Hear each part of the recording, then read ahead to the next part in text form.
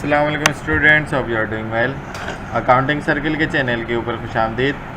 Student, जैसा कि आपको मालूम है कि हमारा final account worksheet, adjusting entries वगैरह का चैप्टर चल रहा था और आज के लेक्चर के अंदर हम एक प्रॉब्लम डिस्कस करने वाले हैं वर्कशीट की, जो कि हमने क्वेश्चन लिया है बीकॉम पार्ट 1 ईयर 2017 रेगुलर का क्वेश्चन नंबर 2। वीडियो पूरी देखने से पहले मेरे चैनल को सब्सक्राइब करें और वीडियो को ज़्यादा से ज़्यादा शेयर करें। चूँकि क्वेश्चन थोड़ा सा ट्रिकी है, छोटा सा लग रहा होगा, बट कुछ कॉन्सेप्ट हैं इसमें, तो ज़्यादा से ज़्यादा देखें। जिन बच्चों को वर्कशीट बनाने में इश्यूज़ होते हैं तो वो तो लाजमी तौर पर देखें और प्रैक्टिस करें, और मज़ीद आइंदा आने वाले क्वेश्चंस के लिए भी आप लाजमी तौर पर चैनल को सब्सक्राइब करें। और कोई क्वेश्चन अगर आपको नहीं समझ में आ रहा तो आप उसके ऊपर लेक्चर बनवाकर जो है अपनी क्यूरीज़ को क्लियर कर सकते हैं। क्वेश्चन में आपको कह रहा है कि Hasan is running a super store. Hasan एक बंदा है जो कि सुपर स्टोर चला रहा है। Following balances were extracted from his books on December 31, ठीक है, 2016 को उसकी बुक्स ऑफ अकाउंट से कुछ बैलेंसेज निकाले हैं।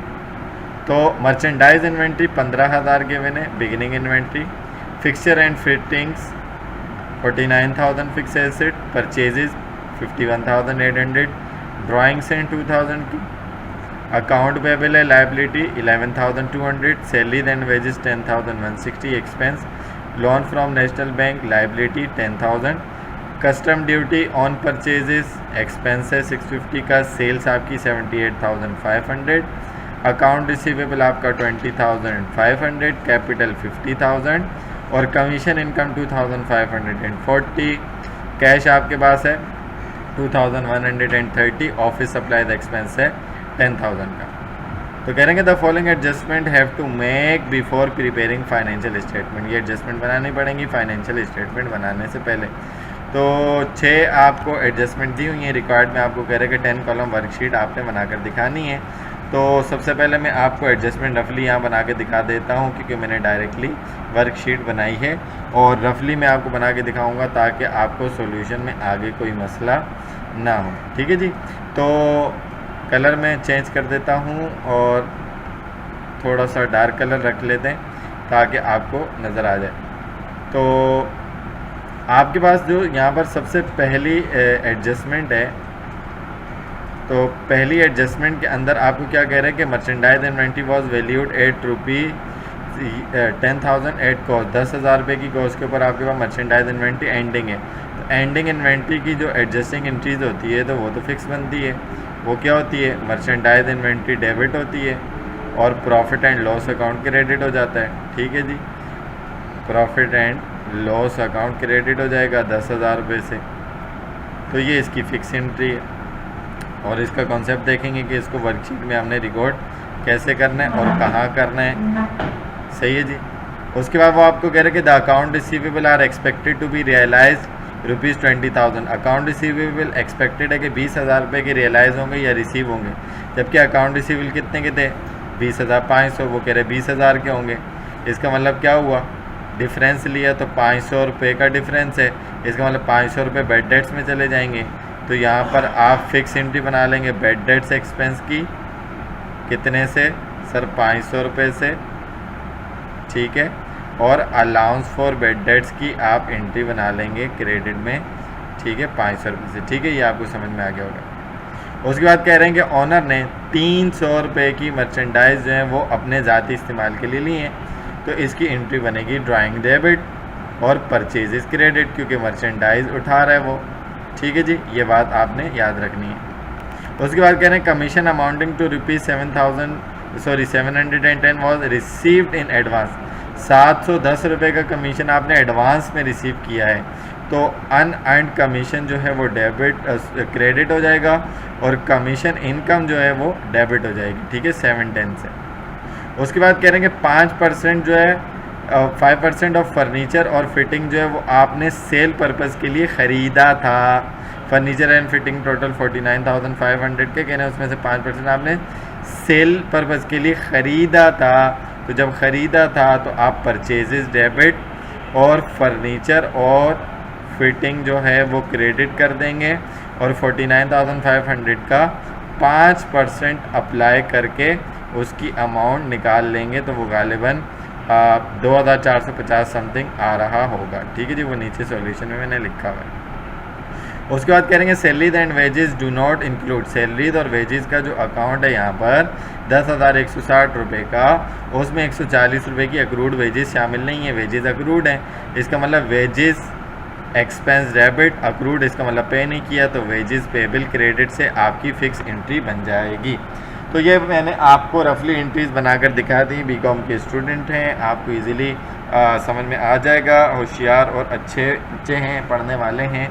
तो अमाउंट ना भी बताऊं तो आपको पता है कि अमाउंट कौन सी रिकॉर्ड करनी है। तो मर्चेंडाइज इन्वेंट्री पहली एंट्री फिक्स है, उसमें 10,000 आएगा। अकाउंट रिसीवेबल जो है 20,500 का था, उसने कहा 20,000 रिसीव होगा तो 500 से एंट्री बनेगी डिफरेंस। ऑनर ने 300 रुपये की मर्चेंडाइज उठाई तो 300 की ड्राइंग डेबिट परचेजेस की एंट्री, और कमीशन 710 रुपये का जो है वो एडवांस में रिसीव हुआ तो अनअर्न्ड कमीशन क्रेडिट, और कमीशन इनकम डेबिट 710 से ऊपर कमीशन इनकम था तो डिफरेंस। टाइटल जब अलग होते हैं, डिफरेंस होते हैं, तो एंट्री नीचे वाले अमाउंट से बनती है। 5% की जो फर्नीचर और फिटिंग की जो इन्वेंट्री थी या जो एसेट था उसमें 5% सेल पर्पज़ के लिए लिया हुआ था तो purchase debit, furniture and fitting से डेबिट हो गया तो 39 का 5% निकाल कर उस अमाउंट से एंट्री बनेगी। 2,450 शायद आ रहा होगा तो वो नीचे कंफर्म हो जाएगा। फिर इसी तरीके से यहाँ पर अक्रूड लिखा है तो उसकी एंट्री फिक्स 140 रुपये से wages expense debit, wages payable credit से एंट्री बनेगी। तो यहाँ तक का पार्ट आपको समझ में आ गया होगा। अब चलते हैं हम अपनी वर्कशीट के अंदर और वर्कशीट के अंदर देखते हैं कि क्या होता है। तो वर्कशीट में नॉर्मली सबसे पहले हम क्या करते हैं कि ट्रायल बैलेंस के अकाउंट को ही हम कॉपी पेस्ट कर रहे होते हैं। ठीक है जी, तो particular trial balance, adjustment, adjusted trial balance, income statement और बैलेंस शीट। ट्रायल बैलेंस का डेबिट क्रेडिट, एडजस्टमेंट का debit credit, adjusted trial balance का डेबिट क्रेडिट, इनकम स्टेटमेंट का डेबिट क्रेडिट और बैलेंस शीट का डेबिट क्रेडिट। तो ये 10 column हो गए। तो सबसे पहले हमारा जो ट्रायल बैलेंस था क्लोजिंग से पहले का या अनएडजस्टेड ट्रायल बैलेंस कह लें, उसके बैलेंसेस हम कॉपी करेंगे जो वहाँ पर ऊपर गिवन थे। कैश हमारे पास 2,130 डेबिट आएगा क्योंकि एसेट है। अकाउंट रिसीवेबल 20,500 एसेट है, डेबिट आएगा। Merchandise inventory as a asset opening था तो 15,000 डेबिट आया। फर्नीचर एंड फिटिंग एसेट है 49,000 का।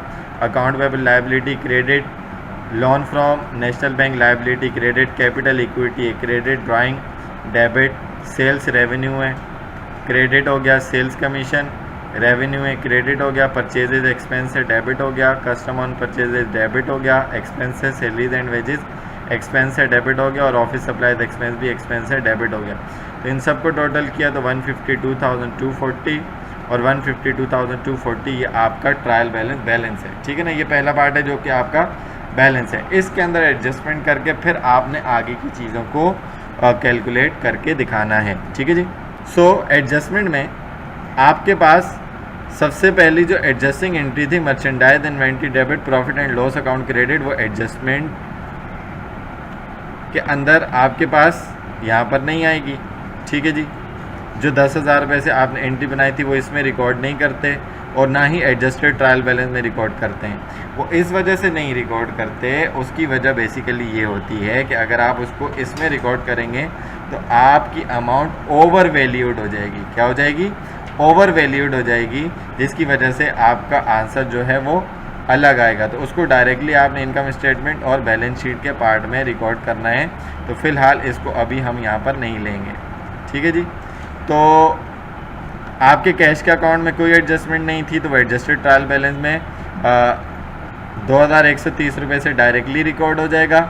अकाउंट रिसीवेबल में कोई एडजस्टमेंट नहीं थी तो एडजस्टेड ट्रायल बैलेंस में वो 20,500 से डेबिट में एज इट इज़ रिकॉर्ड हो जाएगा। Merchandise inventory beginning adjusted trial balance में 15,000 से रिकॉर्ड हो जाएगी।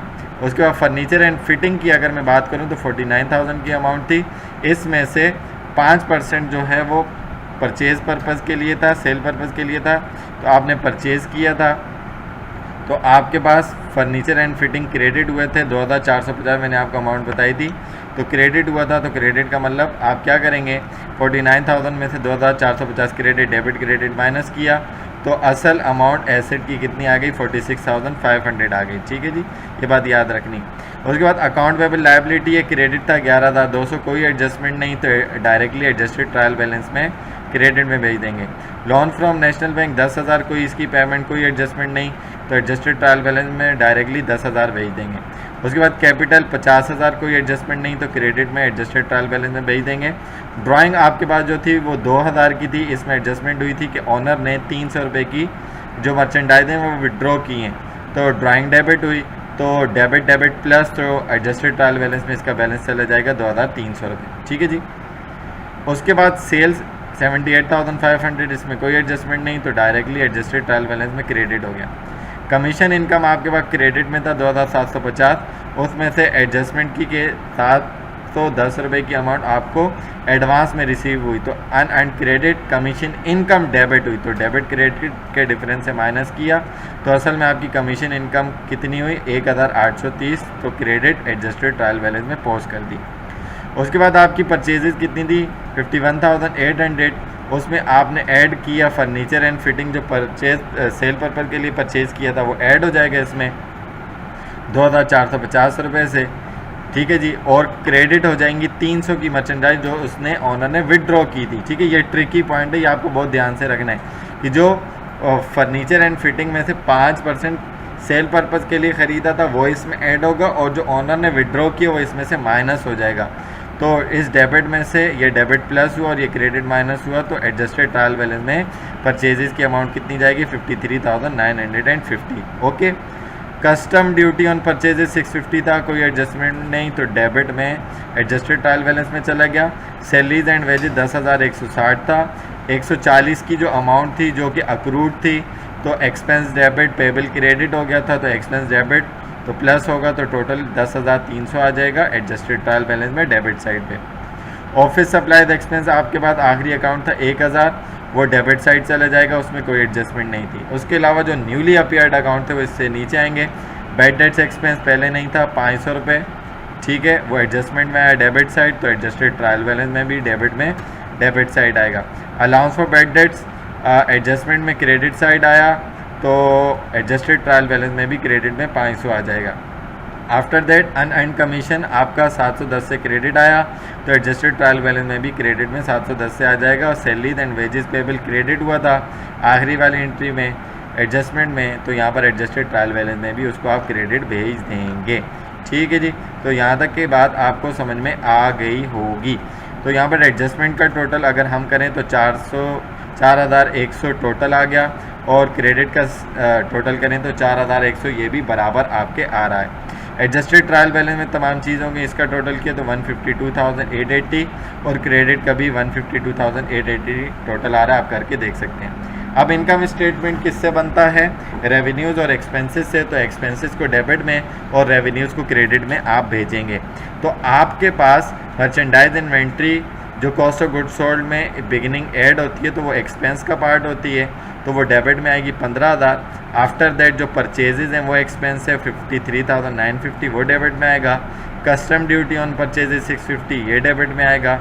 सैलरीज एंड वेजेस एक्सपेंस 10,300, ये डेबिट में आएगा इनकम स्टेटमेंट में। ऑफिस सप्लाईज एक्सपेंस 1,000 से ये डेबिट में आएगा और बैड डेट्स एक्सपेंस ये भी डेबिट में आएगा।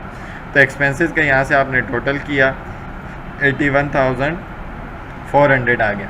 आफ्टर दैट रेवेन्यूज़ में सेल्स आपके पास 78,500, कमीशन इनकम 1,830 आ गया और मर्चेंडाइज इन्वेंट्री एंडिंग को यहाँ पर आपने लिखा, तो एंडिंग को कॉस्ट ऑफ गुड्स सोल्ड में से माइनस करवाते थे, कॉस्ट कम होती थी, प्रॉफिट बढ़ता था, तो वो हमारे रेवेन्यू का काम परफॉर्म करता था। इसलिए एंडिंग इन्वेंट्री को एज अ रेवेन्यू ट्रीट करते हैं, क्रेडिट साइड रिकॉर्ड करेंगे और बिगिनिंग को एक्सपेंस रिकॉर्ड करते हैं, तो दैट्स वाई इसको डेबिट करेंगे। तो टोटल किया तो क्रेडिट का टोटल 90,330 आ गया। इसका मतलब क्रेडिट बड़ा है डेबिट छोटा है। तो 90,330 में से 81,400 माइनस करवाया तो कितना बैलेंस आ गया 8,930। इसका मतलब ये आपका नेट प्रॉफिट है। ये क्या है? आपका नेट प्रॉफिट है। आपके रेवेन्यूज़ एक्सेस कर रहे हैं आपके एक्सपेंसेस से, तो डेबिट साइड इसको आपने प्लस करवाया ताकि दोनों साइड बराबर आ जाए। ठीक है, डेफिसिट आ रहा है एक्सपेंस का तो प्लस किया तो दोनों साइड 90,330 और 90,330 आ गया। ठीक है जी, बैलेंस शीट में आपके पास कैश एसेट डेबिट में जाएंगे, अलाउंसेज लायबिलिटी और इक्विटी क्रेडिट में।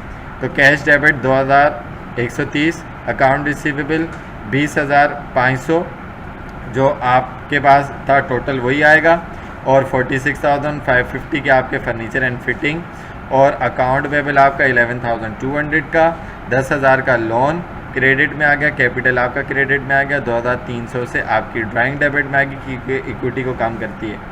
आफ्टर दैट 500 रुपये का बेड डेट्स क्रेडिट में हो जाएगा, अलाउंस फॉर बेड डेट्स, और 710 का अर्न एंड कमीशन लायबिलिटी, और 140 की वेजेस पेबल जो लायबिलिटी है वो क्रेडिट हो जाएगी।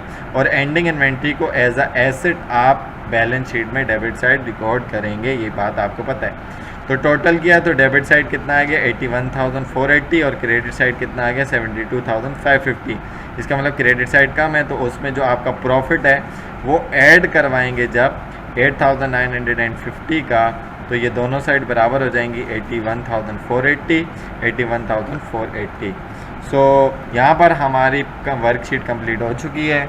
आई होप कि ये पूरा क्वेश्चन आपको अच्छे तरीके से समझ में आया होगा। इसके अंदर अगर आपको फिर भी कोई कन्फ्यूजन होती है किसी भी पार्ट में, एडजस्टमेंट में या उसको आगे कंप्यूटेशन में, तो आप कमेंट सेक्शन में या व्हाट्सएप पर मैसेज करके पूछ सकते हैं।